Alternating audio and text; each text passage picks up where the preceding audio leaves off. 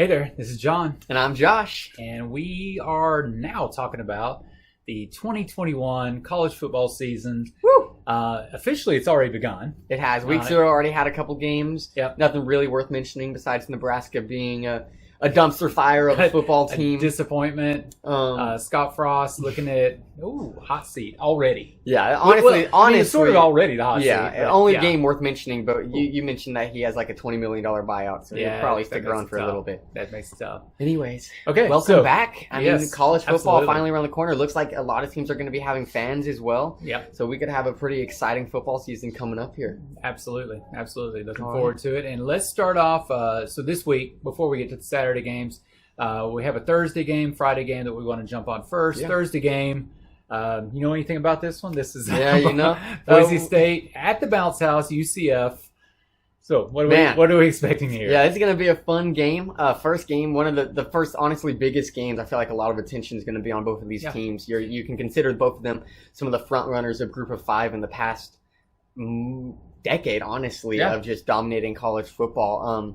Gabriel, both teams are coming in here with new coaches. So it's a Gus Malzahn versus Andy Avalos. Malzahn, obviously, relatively famous, won a national championship with Auburn back in the Cam Newton days. I should say Cam Newton won a national championship for Gus. Pretty much all by himself, but yeah. And then Andy Avalos, a previous Boise State football player who was a defensive coach for Oregon the past 2 years and is now coming in to replace Brian Harsin. Yeah.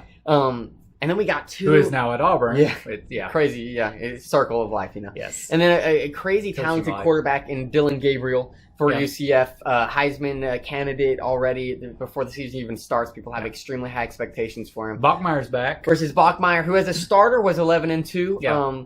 He obviously had some injuries, and then COVID last year put a halt to his season. Yeah. But he's a talented quarterback. I'm very excited about this game. I think this is a fantastic first game of just to be watching on a Thursday night. If you have the time, watch this game. It's going to be so fun. I think a lot of people are going to be watching this. This is a captivating one for a Thursday night. Going into the game, it looks like UCF has all the pressure, right? Gus Malzahn definitely has more expectations. Oh yeah. Dylan Gabriel, Heisman candidate. I would definitely say UCF has more to lose. Yeah. In this UCF game. is favored by I think 5.5 points. It's at the Bounce House. So, like, all the things are leaning towards everyone being like, oh, this is their chance, which is right where, as a Boise State fan, I want to be, right? Coming into it, lower expectations. I think it's going to be a close game. Don't know what the outcome's going to be, but I do think it's going to be a close and fun game to watch. Okay, let's find out. Yeah. Then Friday night, we have number 10, UNC. So the Tar Heels are going to face Virginia Tech in Blackburn. So what are we expecting there? Another Heisman candidate quarterback, and Sam Howell. Some people think he's going to be the best quarterback this season. Lots of high expectations on him and UNC as a whole. Yeah. Virginia Tech, not so much. They're definitely high expectations. Yeah, Virginia Tech, not so much. No. Had probably a pretty disappointing season last year to most fans. And some would say Virginia Tech's head coach is also now on the hot seat as well. So we'll see what has to happen in this game. I have a hard time picking Virginia Tech over a fairly talented UNC squad. Yeah. So it's going to be interesting to see for sure. All right. The next one, Saturday game, we have number 1 Alabama, preseason number 1 Alabama versus number 14 Miami. Yeah. This is going to be the Chick-fil-A at the Mercedes-Benz Dome in Atlanta. So we'll see how this one goes. Bryce Young, debut, versus De'Aaron King, who's not debut. No, De'Aaron King, definitely the more experienced quarterback between the two. Bryce Young did get some playing time last year, some garbage time. Not much. Against a couple different teams. Yeah. Nothing that was super impressive. I don't think any fans were like wowed by him or anything like that. Granted, he's been overshadowed by a stunning performance by Mac Jones last year. Without a doubt. So, I mean, so many expectations on this poor kid. You had Jalen Hurts, then you had Tua, then you had Mac Jones, which, by the way, 3 quarterbacks who could be starting in the NFL at the same time. Yeah. And now Bryce Young's coming in. I would not want to be in his situation. But as far as a good note, he's got an incredible team that he's playing with. So arguably going to be the best Alabama defense that they've had in multiple years. Yeah. And then wide receivers and a running back who are extremely talented as well. Mechie as wide receiver is going to be so good. I think it's 21+ point spread it here. Does give him a little bit of wiggle room just really because does. of how good the team is. And Miami has a lot to show in this game. The pressure really is on them. I think Bama, everybody's expecting them to play well. Alabama wins by 21 next. Number 19, Penn State's going to be at number 12, Wisconsin. Yeah, I titled this the Battle of the Boring Teams. I used to throw Alabama in this mix, but honestly, their offense in the past couple of years has been just so fun to watch. Penn State versus Wisconsin is the definition of just, I guess you could call it smash mouth football. There's not going to be anything flashy, anything stunning. Flashy. You know what you're going to get. It's going to be a lot of running, some throwing. Clifford's definitely a talented quarterback, and I am going to lean towards Penn State winning this game. Okay, all right. Number 17, Indiana is going to be at number 18, Iowa. So we're keeping it in the Big Ten right now. Yeah, I was about to say, are both these teams in the Big Ten? I guess they are. Yeah. Man, these are some crazy good games for the Big Ten in week 1. I'm not used to conference games being so early. Don't know why that's the case here. Indiana and Iowa. I'm questioning this one. Are these two teams, a lot of hype around them? I can't name one player on either of these teams. It seems fairly highly ranked for preseason. I know Indiana last year, didn't they beat Ohio State? Wasn't that like a really big deal? Don't remember anymore. It was so long ago. Yeah, could have been 2019. Big Ten barely had a season last year, so that's a tough one. That's fair. Indiana, I think they win this game against Iowa. We'll see what happens though. Okay.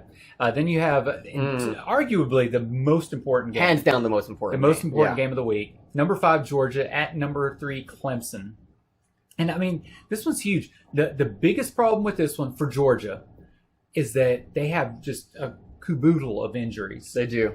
So they are coming in limping. Clemson, not so much. No, and Clemson's just a really talented team too, man. Yeah. JT Daniels versus DJ Ugalele.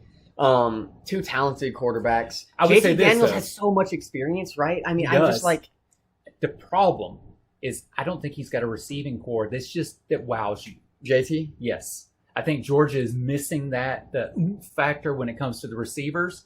And so, as great as JT Daniels might be, you got a problem there. Here's the funny thing. I do think Clemson wins, but all Georgia has to do in this game is make it less than a 10-point game, right? Just make it less than 10 points, and you still have a chance to make it to the playoffs. Yeah. As long as Clemson doesn't blow Georgia out of the water, or vice versa, if some crazy scenario happens. A Georgia win is huge.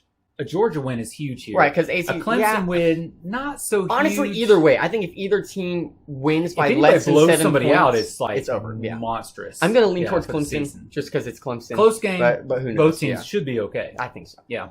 Number 16, LSU is going to be at UCLA. UCLA's already played a game. They have, UCLA's already played a game. Derek Stingley for LSU, probably the most hyped defender coming into the 2021 college football scene. Yeah. Which it's so hype. He's gotten more talk than even people like Sam Howell and stuff, who are just considered Heisman candidates. So who knows what he's going to do, but he has the pressure on him. Yeah. And LSU's popped out some pretty talented safeties and cornerbacks in their time. So interested to see what happens there. And UCLA's win against Hawaii, like we were talking about, they did a lot on the ground, not a lot in the air. Yeah. And the problem is it was Hawaii. Can do that against Hawaii. You can do that against Hawaii's defense. So that didn't really show us a whole lot. This game, I gotta lean towards LSU. I don't think Chip Kelly's days are done. Right? He doesn't have a chance in the world here. So LSU wins this game in my books. All right. Then we have number 9 Notre Dame is going to be at Florida State. So what are we expecting to happen here? This game could be a lot more interesting depending on who they announce as their starting quarterback. Florida State, that is. So right now it's Jack Cohen for Notre Dame. Still have just a little bit of time to go ahead and announce this. And potentially McKenzie Milton, right? The comeback story of a lifetime. People thought he was never going to play football again. Would love to see him start for Florida State. I can't stand Florida State, but honestly, if he was playing, I'd probably be at least cheering for him, not necessarily the team as a whole. Even if he does start, I do have a hard time picking Notre Dame. I ain't picking Florida State in this game over Notre Dame. I do think Notre Dame wins it. Yeah. That's what I expect. Okay, we're going to start off with some upsets on week 1. All right, I don't know how well I did last year. Probably not great. Yeah. So we'll see. Hopefully I start 2-0 this time. I think they're relatively risky. So I'm going with first one's pretty risky. I'm going with number 23 Louisiana over the most overhyped team in college football year in and year out since this is true. Like the 2000s, right? I don't know if Texas has had anything. Honestly, I take that back. The most overhyped team since Alabama absolutely dismantled them in the national championship game. Because that's when Texas had their downfall, if we're being realistic. Oh. Louisiana last year, 10-1. Colt McCoy. Yeah, poor Colt. Louisiana last year was 10-1. That's a phenomenal season. It was. Right? Yeah. And they're coming into it. They have nothing to prove. They could go into this game and get blown out by 50 points, and I don't care if they were ranked. And everybody would just like, everyone's like, it's Texas. Yeah. They have like 105-star recruits. They can do whatever they want. Yeah. If Louisiana wins this game, man, that's going to be so embarrassing. That's going to be such typical Texas fashion. I refuse to ever say that Texas is back. I don't think they ever will be back. I think the SEC saying that they want Texas is an embarrassment to college football. I don't know if it was the SEC saying they wanted Texas as much as Texas saying they wanted the SEC. When you have as much money as Texas does, I get it. That's right? what does I understand. That's why. It's all about the money. College football presence-wise, they're just a disaster, right? All right, give me another upset. Here we go. I'm going with the Mountain West. Always risky because I'm always a little biased towards them, but I'm going with San Jose State at USC. Starkel for San Jose State. That's number 15, USC. Yep. Starkel for San Jose State, super talented quarterback. San Jose State's already played a game this season against the FCS team. Dismantled them. They did. Starkel threw for like 400 yards, but again, that's against the FCS team. That's right. So we'll see what happens. Yeah. I have high expectations for San Jose State. 7-0 last year in conference play, beat Boise State in the Mountain West Championship game. Can they carry that momentum with them into this year? Who knows? But those are my two upset games. Yep. And we'll just have to watch and see what happens. Exciting first week of college football coming up for sure. Welcome back, college football. Welcome back. Go Broncos.